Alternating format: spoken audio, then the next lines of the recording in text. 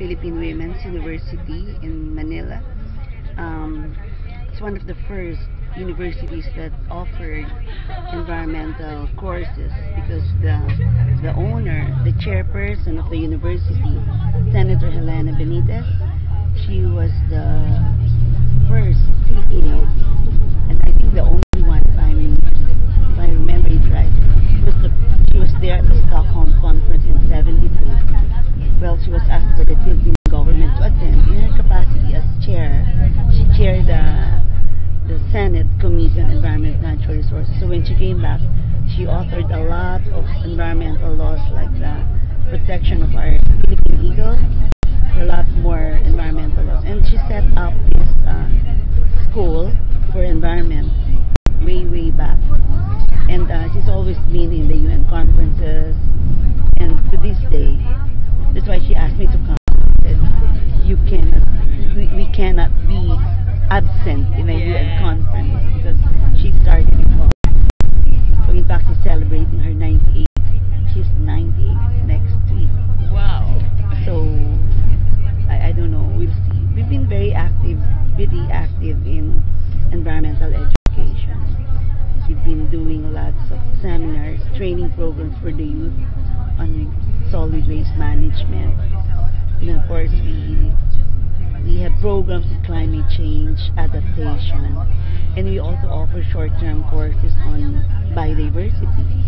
We have biodiversity conservation. We have a bachelor's program in environment, also a master program in environmental management. We've been very active in this program. That's why we can't miss this Rio Plus 20 because Senator Benitez was there already in Stockholm. Yeah. So we were present in Costa Rica, in Geneva, in almost all the preparatory committee meetings for the UNCSD prior to UNCSD in Rio, 1992. And then of course the Sustainable Cities program. Our school is actually named School for Habitat and Environment. I don't think there's a school in the Philippines that has a habitat in its name.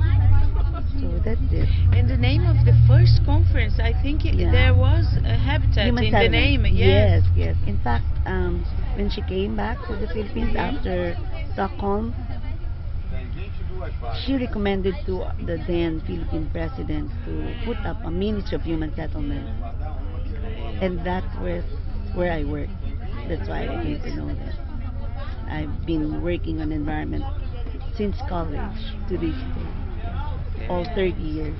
Beauty on environment.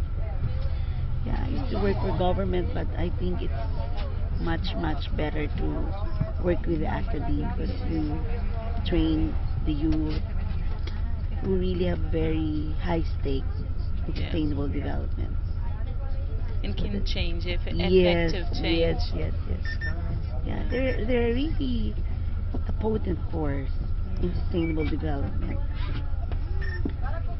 That's why these early, even our high school, grade school students, environmental education was already integrated in all our curriculum. Yeah. Even in math, even in what we call religion classes. Really?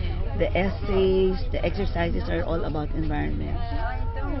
So, for example, in math, when we teach fraction, we talk about waste management.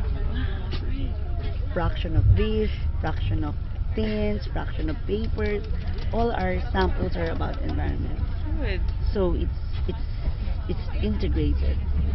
And it was a public policy, educational policy. Yes. This is a fairly new program on research. We're focusing right now on climate change, biodiversity, and water resources management.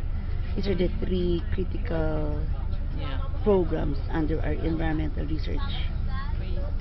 So we look forward to being here, being present, observe what's going to happen, and we'll see again after 20 years. Yeah. Good luck to all of us. Yes. Thank you.